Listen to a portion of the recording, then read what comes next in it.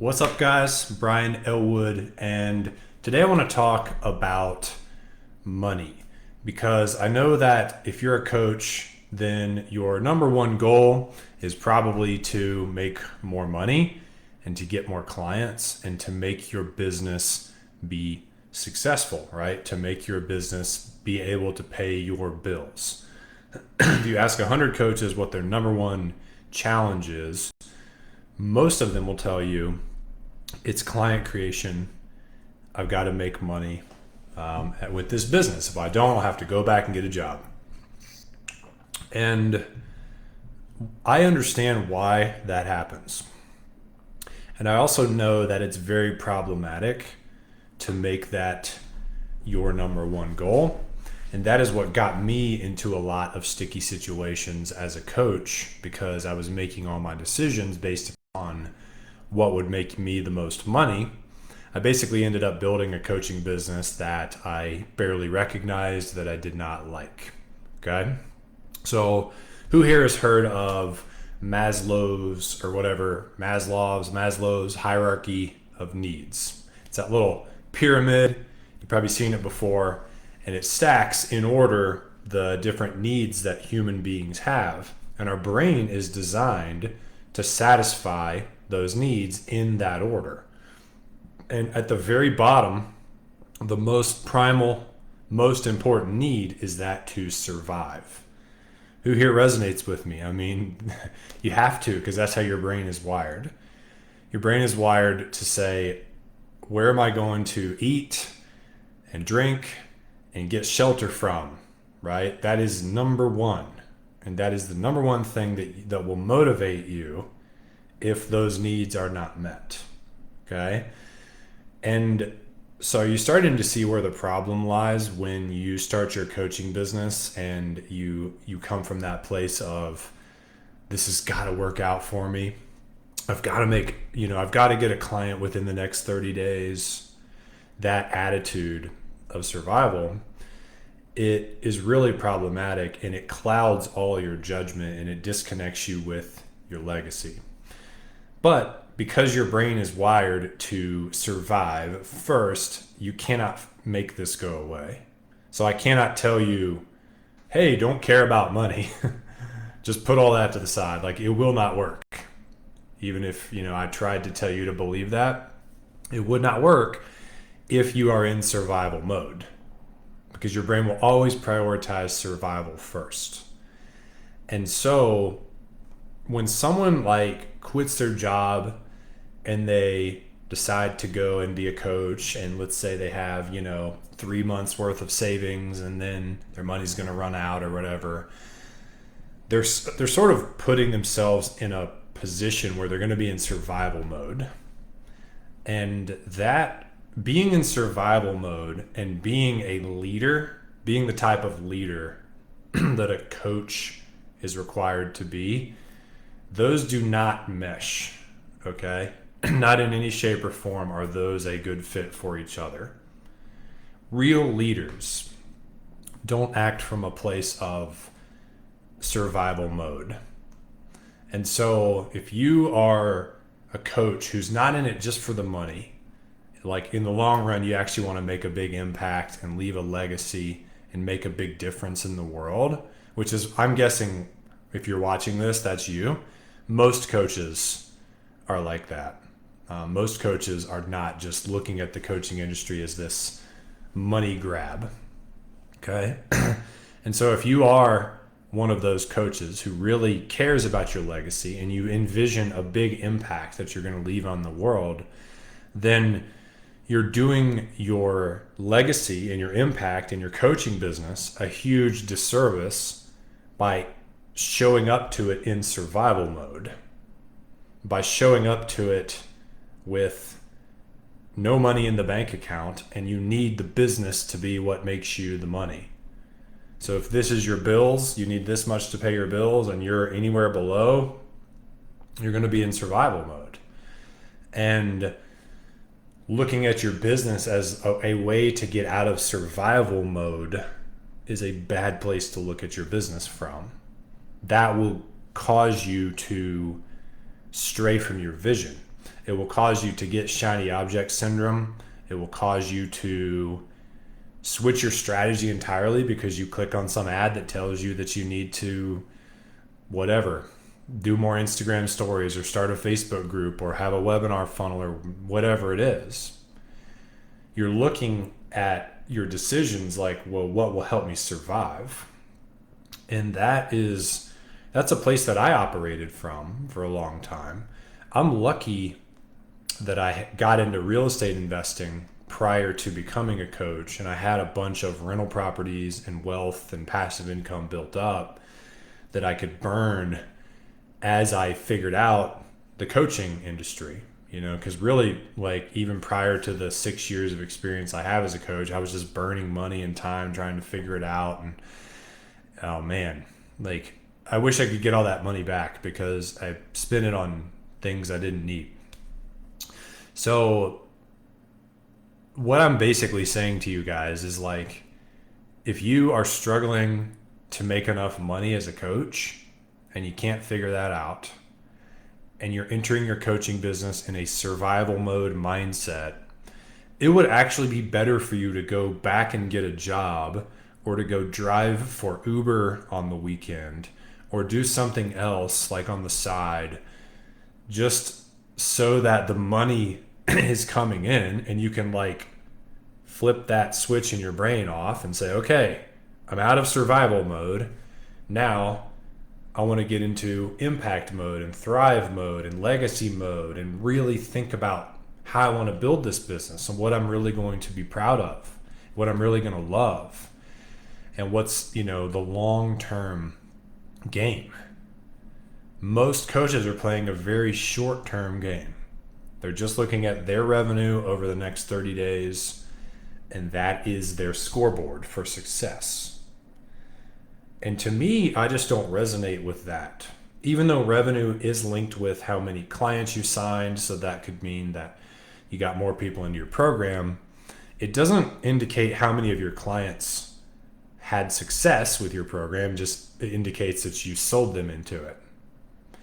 And I just know that when I'm on my deathbed one day, I'm not going to be asking somebody to bring me my profit and loss statements from 50 years ago so I can see how much money I made in March of 2021. Hopefully I'll live more than 50 years from now, right? Estimate. I'm going to be thinking back, and I'm going to be looking at the lives I impacted and what did I leave behind. I want to write a dozen really good books that become bestsellers and change lives all over the world and get into the hands of millions of people for very cheap, because books are cheap. And that's one thing I envision when I look at my legacy.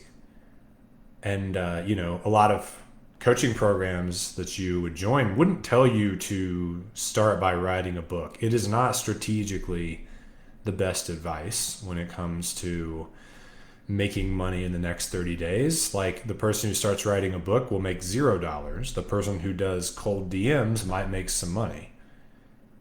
But if you're coming at that decision from a place of survival, then you're going to choose the cold DMs because you're like, well, I got to make some money in 30 days. But if you're not forcing your business to make you enough money to live on immediately, then you can slow down, you can decompress your mind, you can get out of survival mode and reconnect with that legacy you really want to leave and how you want to leave it. Like, for me, it's writing books primarily. And then a new level of patience comes into what you're doing. And a lot of this comes with being in alignment with the right client, the right niche, the right offer, the right marketing channel in the first place, which is what I talk a lot about. If you made your decision on what you're going to coach people on based upon what can make me money, you might have to change that when you reconnect with what's the legacy you really want to leave. What do you feel is the greatest gift that you have to give to the world? If you could really strip away, like, to the deeper layers of what you do, what's the greatest gift that you have to share with the world? I think that when we're on our deathbeds, we will we will know whether or not we accessed, whether we tapped into that gift, that max potential of whatever it is we had, and shared it with the world and used it to make the world a better place. I suspect a lot of people, when they're at that stage of life, they know whether they did or did not achieve that. And for me, that's really important. I feel like that's one of my primary purposes for being here on earth. And so I'm in a place now where I'm not going to let any guru or program or Facebook ad like get me off track, derail me from where I'm going. When you know where you're going, you can use all the different programs and things out there to accelerate and to amplify, because they're not all bad, some of them are really good. But you've got to know authentically where you want to go. And you can't know that if everything is about money. Brendan Burchard is one of my mentors, and I've gotten to spend some time with him personally. And that guy does not care about money, has never cared about money. And he said it many times, in our smaller groups in our mastermind.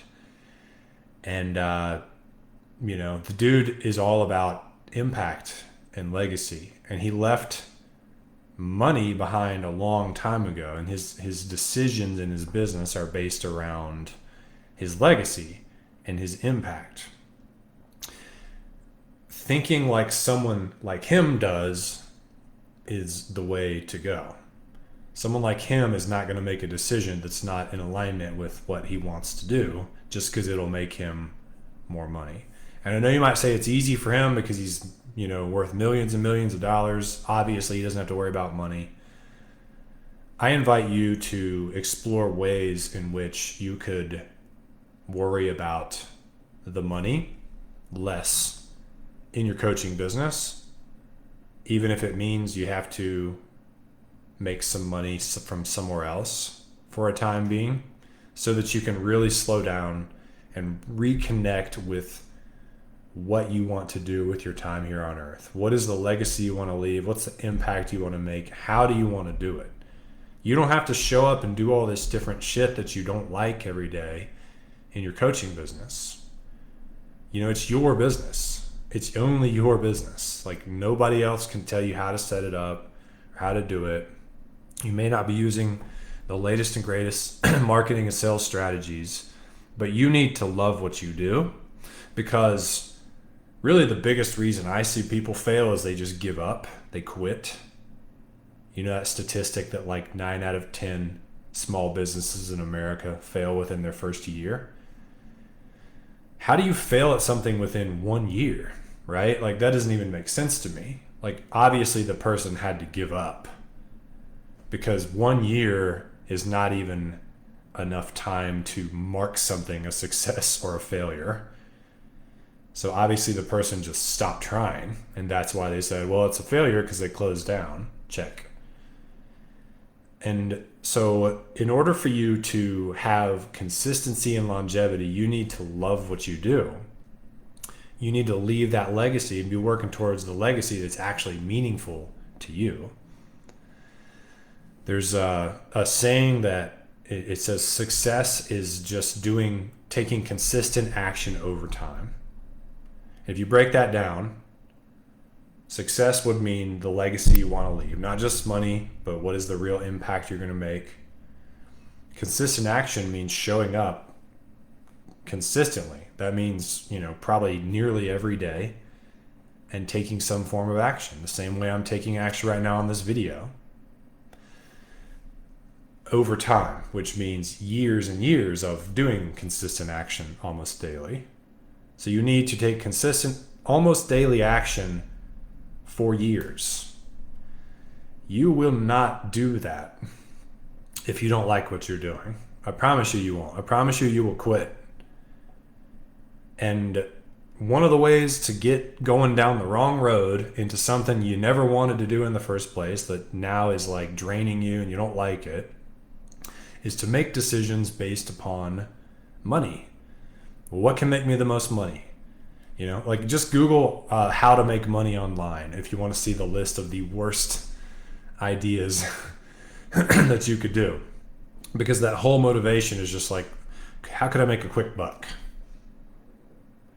And if that's the way you live your life, I just don't know how happy you'll be at the end of life as far as you tapping into your greatest gifts and sharing them with the world. That requires slowing down, getting real on what you want.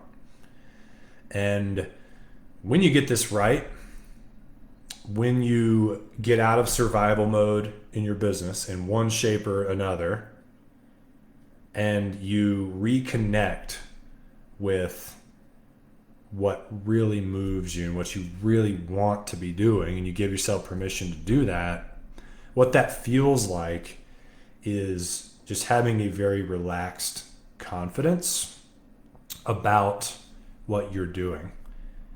A new sense of inner peace that everything is okay the way it is right now.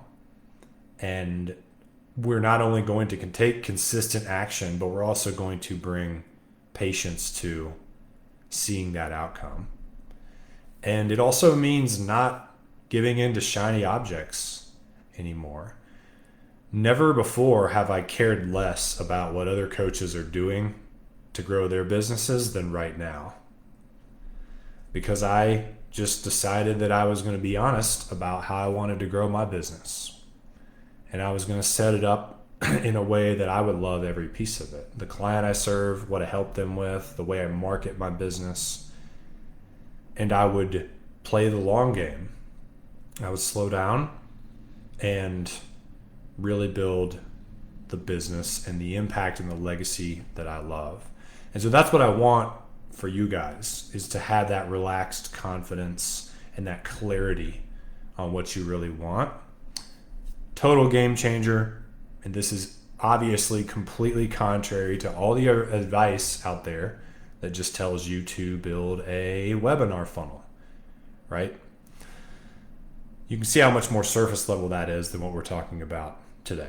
So I hope that helps, guys. And what I've covered today is the main thing that I address in my 6-week workshop.